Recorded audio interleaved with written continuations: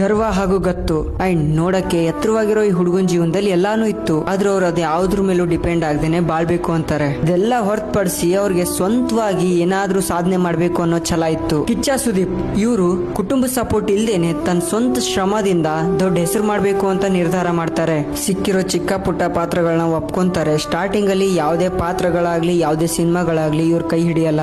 ಅವರು ಆವಾಗ ಅಸಹಾಯಕನಾಗ್ತಾರೆ. ಆದ್ರೆ ಕುಸ್ದು ಸುಮ್ನೆ ಕೂರಲ್ಲ, ನಿರಂತರವಾಗಿ ಪ್ರಯತ್ನ ಪಡ್ತಾರೆ ಅಂಡ್ ಅವಕಾಶಗಳಿಗೋಸ್ಕರ ಅಲ್ದಾಡ್ತಾರೆ. ಆ ಟೈಮಲ್ಲಿ ಕಿಚ್ಚ ಸುದೀಪ್ ಅವ್ರಿಗೆ ಎಷ್ಟೋ ಪತ್ರಿಕೆಗಳು ಅನಿಷ್ಟ ಅಂತ ಕೂಡ ಅಂದಿದ್ದಾವೆ. ಇವುಗಳೆಲ್ಲ ಅವಾಗ ಸುದೀಪ್ ಅವ್ರಿಗೆ ತುಂಬಾ ಡಿಸ್ಟರ್ಬ್ ಮಾಡಿದ್ವು. ಇವುಗಳನ್ನೆಲ್ಲ ದಾಟ್ಕೊಂಡು ಅವರು ಚಿತ್ರರಂಗದಲ್ಲಿ ಬೆಳೆದ್ ಬಂದಿರೋದು ಒಂದು ಇತಿಹಾಸನೇ ಸರಿ.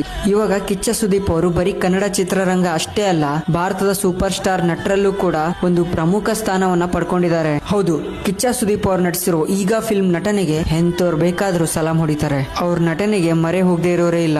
ಸೊ ನಿಮ್ಗೆ ಗೊತ್ತಿರೋ ಹಾಗೆ ಸುದೀಪ್ ಅವರು ಭಾರತದ ಸುಪ್ರಸಿದ್ಧ ನಟ ಅಷ್ಟೇ ಅಲ್ಲ, ನಿರ್ದೇಶಕ, ನಿರ್ಮಾಪಕ, ಕತೆಗಾರ, ಗಾಯಕ ಹಾಗೂ ಕಿರುತೆರೆ ನಿರ್ಮಾಪಕ ಇತ್ಯಾದಿ. ಇಷ್ಟೆಲ್ಲ ಆಗಕ್ಕಿಂತ ಮುಂಚೆ ಅವರು ಕೂಡ ಒಬ್ರು ಸಾಧಾರಣವಾಗಿರೋ ವ್ಯಕ್ತಿ. ಸೊ ಇವ್ರ ಕತೆ ನಮ್ಗೆ ಹೇಳೋದಿಷ್ಟೇ, ಎಲ್ಲ ಇದೆ ಅಂತ ಸುಮ್ನೆ ಕೂರಬಾರ್ದು, ಏನು ಇಲ್ಲ ಅಂತ ದುಃಖ ಪಡಬಾರ್ದು, ಜೀವನದಲ್ಲಿ ನಮ್ದೇ ಆದ ಒಂದು ಗುರ್ತ್ ಮಾಡದೆ ಸಾಯ್ಬಾರ್ದು. ಸೊ ನಿಮ್ ಫ್ರೆಂಡು ಕೂಡ ಕಿಚ್ಚ ಸುದೀಪ್ ಅವ್ರ ಫ್ಯಾನ್ ಆಗಿದ್ರೆ ಅವ್ರಿಗೆ ಈ ರೀಲ್ನ ಶೇರ್ ಮಾಡಿ ಅಂಡ್ ನಿಮ್ಮ ಅಭಿಪ್ರಾಯ ಏನು ಅಂತ ಕಮೆಂಟ್ ನ ಮುಖಾಂತರ ತಿಳಿಸಿ.